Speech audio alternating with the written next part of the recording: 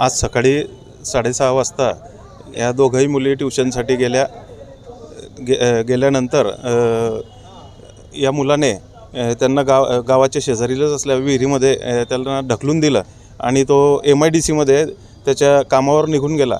त्यानंतर CCTV गावात check केले असता तर CCTVमध्ये दिसल्यानंतर त्याला आणलं आणि त्याने कबुली दिली तिथे की मी यांना विहिरीमध्ये टाकलेलं आहे. तर अशा नराधामांना फास्ट ट्रॅक कोर्टामध्ये केस चालवून फाशीची शिक्षा लवकरात लवकर मिळावी, अन्यथा आमचं पूर्ण गाव आंदोलनाच्या पवित्र्यात आहेच. आजच खूप मोठं आंदोलन त्या ठिकाणी केलेलं होतं, परंतु समजूतपणाने गावकऱ्यांनी त्या बॉड्या तिथून उचलू दिल्या आणि आता पोस्टमॉर्टमसाठी जळगावच्या सिव्हिल हॉस्पिटलला प्रेत आणलेले आहेत. कारण अजून काही त्याने बोलला नाही आहे, कारण सांगितलेलं नाही अजून. किरण चोपडे, ग्रामपंचायत सदस्य साक्री. तरी मीडियाच्या माध्यमातून एवढीच विनंती आहे की हा खटला फास्ट ट्रॅक कोर्टात चालावा आणि लवकरात लवकर त्यांना फाशीची शिक्षा व्हावी आणि त्या लक्ष्मीच्या आणि नव्याच्या आई वडिलांना न्याय मिळवून द्यावा, एवढीच आमची अपेक्षा आहे. एवढीच विनंती आहे. नाही तर आपण जर आता ॲक्शन नाही घेतले तर पुढे परत मुलं तेच करत राहणार आहे. म्हणून फास्ट ट्रॅकमध्ये तुम्ही लवकरात लवकर निर्णय करून त्यांना फाशीची शिक्षा व्हायलाच पाहिजे. सकाळी मुली ट्युशनीला गेल्या आणि गेल्या थोडा वेळ आणि नंतर त्या दोघी मुली, एक मुलगा आला आणि त्यांना घेऊन गेला. ट्युशनच्या बहाण्याने त्यांना घेऊन गेला बाहेर. त्या मुलांनी त्यांना एका विहिरीवर नेलं. तिथे नेऊन त्यांना त्यांचं काही झालं, तिथं विहिरीत ढकलण्याचा प्रयत्न केला. मग नंतर ढकलूनच दिलं त्यांना त्या मुलींना आणि सांगितलं पण नाही. तिथून फरार होऊन गेला आणि काही वेळाने तो त्याच्या ड्युटीवर निघून गेला आणि निघून गेल्यानंतर त्याने सांगितलंच नाही कोणालाच की त्या मुलीला त्याने ढकलून दिलं. आणि त्या दोन मुली तिथंच त्या विहिरीमध्येच राहिल्या काही वेळ, खूप वेळ. नंतर त्याला पकडण्यात आलं काही वेळांनी. मग पकडून सर्व गावकऱ्यांनी त्याला चोप दिला, मारलं त्याला मारल्यानंतर त्यांनी तरी पण कबूल नाही केलं. त्याने वेगवेगळ्या विहिरी दाखवल्या सर्व लोकांना. मग नंतर त्याला अजून चोप दिला. मग त्याने तेव्हा जिथं घटना घडली तिथं घेऊन गेला आणि नंतर त्यांना काढण्यात आलं. त्या दोघी मृत अवस्थेत सापडल्या त्या दोघं मुली. तर आमची एवढीच इच्छा आहे की आम्ही त्या मुलींचे फॅमिली मेंबर आहे, तर आम्ही त्या मुलींना फास्ट ट्रॅक कोर्टामध्ये न्याय मिळवून द्यावा, हीच आमची इच्छा आहे.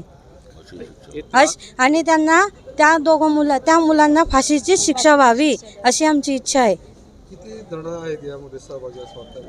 मला असं वाटतंय तिच्यामध्ये दोन किंवा 3, 2 किंवा 4 पेक्षा जास्त असू शकता. 4 पेक्षा जास्त असू शकता. आणि तो आता सांगून राहिला की गावातलाच मुलगा आहे तो, गावातलाच आहे तो.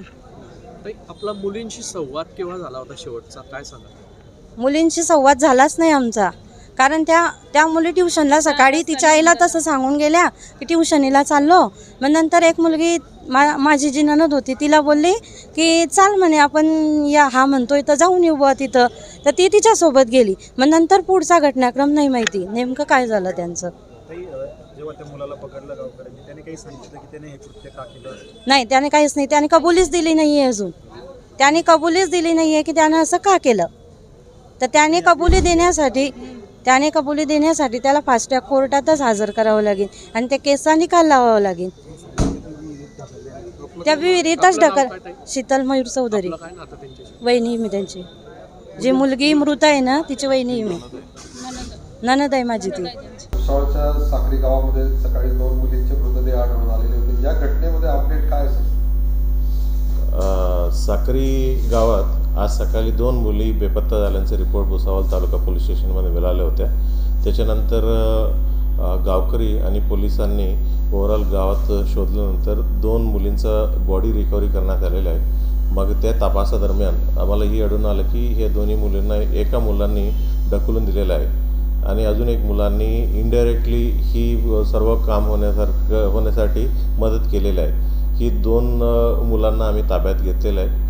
आम्ही 2 मुलांना ताब्यात घेतल्यानंतर आत्ताच ते दोन्ही मुलींना पोस्टमॉर्टमसाठी इथं जळगाव सिव्हिल हॉस्पिटलला रवाना करण्यात आलेलं आहे आणि पोस्टमॉर्टम झाल्यानंतर दोन्ही आमच्या ताब्यातच आहे. त्याच्यावरती मर्डरचा गुन्हा दाखल करून आम्ही तपास करणार आहे आणि दोन्ही मुलं 17 वर्षाचं आहे म्हणून म्हणजे काय गंभीर गुन्ह्यामध्ये कोर्टाची परमिशन घेऊन त्यांना मेजर म्हणून ट्रीट करून त्यांच्यावरती खटला चालवावी अशा आमचं तरतूद कायद्यामध्ये तरतूद आहे. म्हणून म्हणजे आम्ही कोर्टानं रिक्वेस्ट करणार आहे हे दोन्ही लोकांना मेजर म्हणून ट्रीट करून त्याच्यावरती खटला चालवावी आणि त्यांना शिक्षा द्यावी असं आम्ही कोर्टानं रिक्वेस्ट करणार आहे. सर काय कारण आहे की या मुलांनी त्यांना विहिरीमध्ये ढकललं, काही कारण समोर आलं याकडे? त्याच्यावर आम्ही तपास चालू आहे.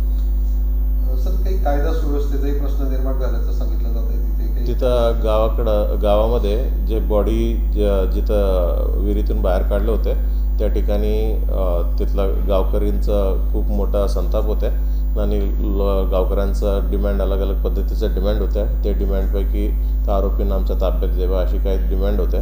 त्यांना सर्वांनी समजावलं की म्हणजे आपल्या देशामध्ये कायद्याचे राज्य आहेत, म्हणजे असं कोणी आरोपींना पब्लिकला देता येत नाही, डायरेक्टली तुम्हाला शिक्षा देता येत नाही. त्याच्यासाठी पोलीस आहे, न्यायव्यवस्था आहे, त्याच्यावरती विश्वास ठेवा. त्यांना आरोपींना आम्ही पूर्ण न्यायव्यवस्थातून म्हणजे खटला चालवू, चांगला तपास करू, त्यांना मग आरोपींना शिक्षा देऊ असं आश्वासन दिलं. आश्वासन दिल्यानंतर ते बॉडींना पब्लिकली उचलायला दिलेलं आहे आणि आता पब्लिक देखील सहकार्य करत आहेत. संशयितांच्या घरांची तोडफोड जाळपोळ असं काही झालंय का तिथे? काही नाराज असलेलं यूथ आहेत खास करून त्या गावातलं, त्या आरोपींच्या घराकडे देखील गेलेलं आहे. काही वस्तू नुकसान झालं म्हणून माहिती पडतं. अधिक माहिती मी घेतो.